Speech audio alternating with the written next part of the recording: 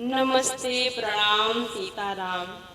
आइए आप लोगों को ये बहुत ही अच्छा कृष्ण भजन सुनाने जा रहे हैं। कैसा लगा कमेंट में जरूर बताना। अच्छा लगे तो लाइक, सब्सक्राइब, शेयर करिएगा। आइए सुनाते हैं।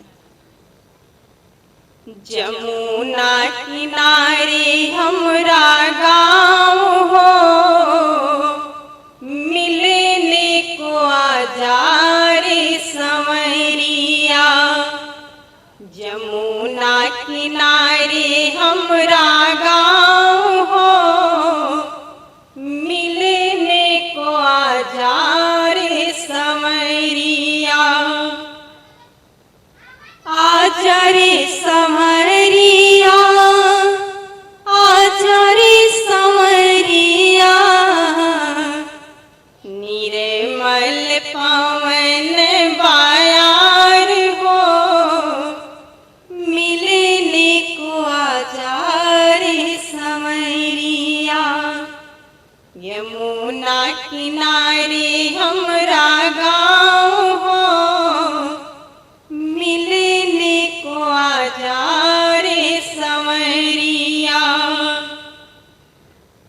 यमुना किनारे हमरी बाबा की हवेली,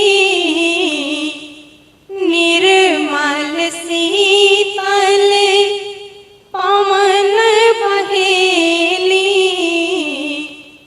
यमुना किनारे हमरे बाबा के हवेली, निर्मल शीतल पवन बहेली। वृष भानु बाबा जी के नाम हो, मिलने को आजा रे संवरिया। यमुना किनारे हमरा गाँव हो, मिलने को आजा रे संवरिया। मैया हमारी कान्हा बहुत ही प्यारी, माखन की आवेली भर भर थारी। मैया हमारी बहुत ही प्यारी, माखन की आवेली भर भर थारी। देवेली अचरा के छाँव हो, मिलने को आजा रे संवरिया। यमुना किनारे हमरा गाँव हो, मिलने को आजा रे संवरिया। मैं ब्रिज की गोपी हूँ अलबेली, रास रचाऊं संग सखिया सहेली। मैं ब्रिज की गोपी हूँ अलबेली, रास रचाऊं संग सखिया सहेली। राधा रंगीलो हमरो नाम हो, मिलने को आजा रे संवरिया।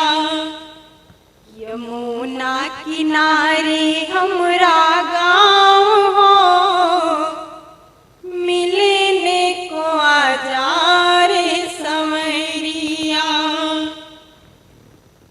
सुने मुरली की धुने हो गई भंवरिया, जोगन हो गई तुझे बिन संवरिया। सुने मुरली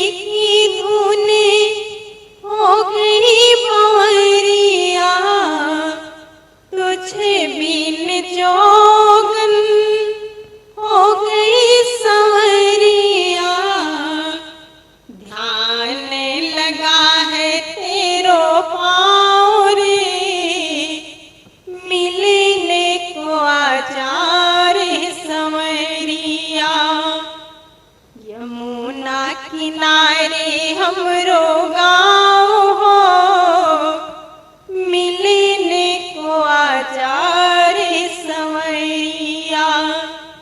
यमुना किनारे हमरो